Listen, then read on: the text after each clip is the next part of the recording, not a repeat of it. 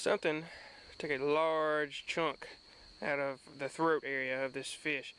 What I couldn't film just a second ago was there was a 3-foot gar swam off, so I don't know if it did it or it's just by chance that it was swimming around.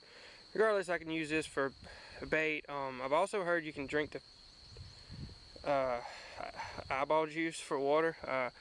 I'll be honest with you, I am not going to test that unless I know I'm about to die.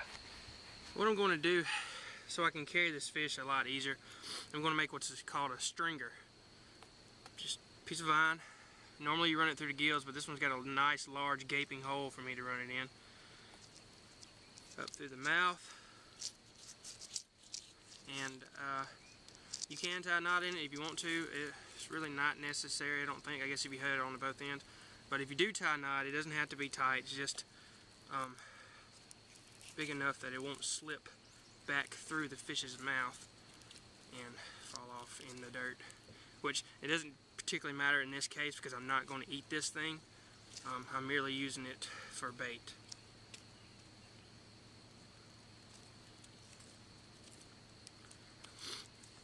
And there you have it. Fish to go.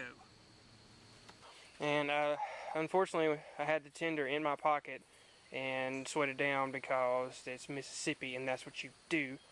I think the high today was 93 or so, and it's pretty damn close right now.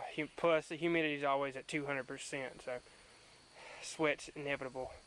Anyways, I'll let it sit out in the sun for a couple hours and I'll come back and attempt to make a fire. Here's some things I'm looking for.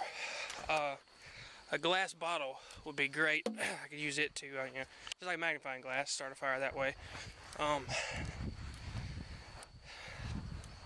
Pieces of inner tube, tie wraps, leftover trot line, that would be nice. I know that when the river gets up here in Mississippi, everyone runs out, puts tight lines up everywhere, but they very few of them actually seem to go back and get them. So that would be rope and some hooks, which would be great. Obviously for fishing. But all of this fishing and food talk hinges on me being able to start a fire, which the glass bottle is probably going to be my best bet. I mean, I made a bow drill before, but never just out in the woods grabbing things. I went and got like the perfect materials for it. I mean, I understand the concept, but do it in a survival situation is a whole different ball game. And here is an example of keeping your eyes open looking for stuff. When the river comes up, these trees pretty much trap whatever floats up in here when it goes back down. Piece of tin. Very, very useful. So I'm going to scavenge as much of this as I can and take it back with me. That's what I was able to salvage. I'm probably going back to camp shortly and putting this up behind my tender to reflect the sun's rays down onto it to make sure it's dry. You can use this obviously like a cleaning table for your guts and stuff, just so you can be as sanitary as possible, which is not that possible out here. Got my tender sitting out on the sandbar. Sun's beaming down on it. It'll dry. What I want to do is a piece of tin I found is stick it right behind the tender. Idea being, sun comes in, hits tin, reflects back down onto the tender, so that way I know for sure that whenever I go to make fire that this is definitely dry. This is what I was talking about earlier on trot lines. This one's been left, it's been out of the water for quite some time. It's got several of these hooks on it. What's really nice about this one though is it has a clip, so I don't have to cut anything. In a survival situation, it's better to not cut your rope unless it's absolutely necessary, because you never know how much of it you're going to need. Especially, let's say, if you were climbing, because it would be bad to have a short rope and then a long fall. I was able to get 10 hooks off of this and about 15 foot of rope before they joined it with a second rope.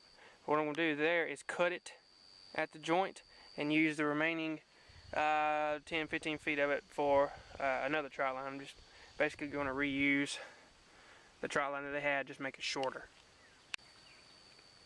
I'm going to use pieces of my fish onto the trot line I repurposed. I picked up a mussel shell when I was walking back through. I'm going to break a chunk off of it with this end of my tomahawk and use that to cut the fish up and scrape stuff out that I need. That way I won't have to use the bladed end of my hawk, so the less that I use it, the sharper it stays.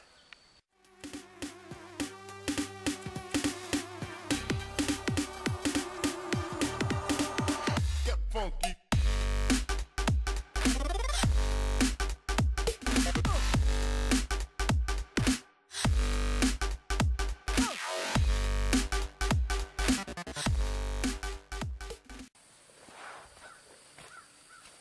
Here's my fish. Just gonna cut it up in chunks. I'm going to probably save the guts for something different to have in mind, but we'll get into that later. Right now I'm just cutting off chunks that'll stay on the hook. You don't want to get stuff that's too rotten because it'll just float off and that's pointless.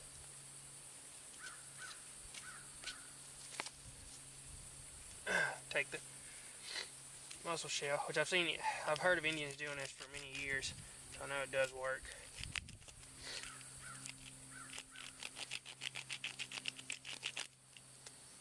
By the way, it smells glorious.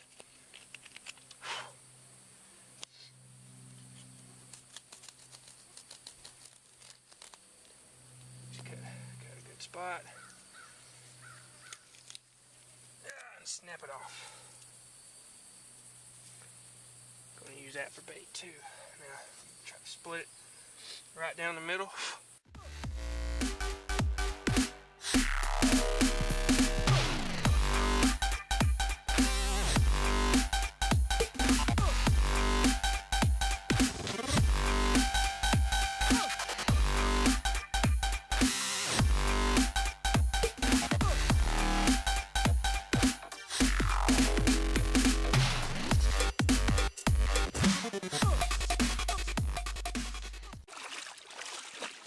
This is pretty simple.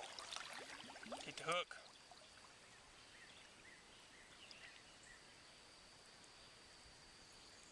clip it on the line, repeat.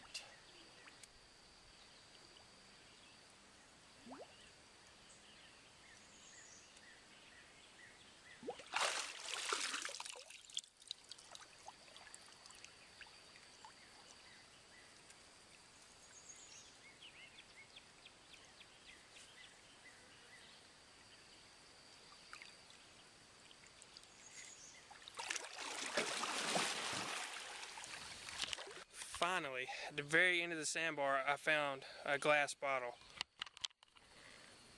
And while the sun's out, I'm going to go ahead and take advantage of it and try to get a fire going. This bottle I just found, ladies and gentlemen, is a vodka bottle. It actually has some left in it too, which is great. That'll help me out a whole bunch when trying to start a fire. I may have spoken a little too soon about not finding glass bottles. I found whatever this is. I think I'm going to try to use it for my magnifying sun fire starting device and save the vodka bottle, because I don't want to break it and spill any of that stuff, because that would really help as a propellant. Bit of an aggravating situation right now. The sun has went behind the clouds. It was really sunny until I got done making the tinder bundle. This is dead grass, some kind of bark I found that looked hairy, and it looked like it would hold a flame pretty well. And then the milk thistle, I guess that's a bloom I have stuck in the middle of there.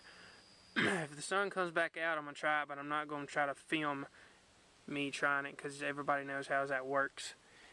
And I will get back to you as soon as we have some results.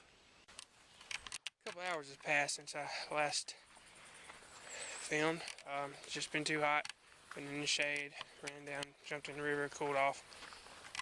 My magnifying glass made out of the bottle did not work. I don't know if it's because the bottle was curved or because I wasn't getting enough direct sunlight for long enough, and the sun would only stay out for a couple of minutes at a time.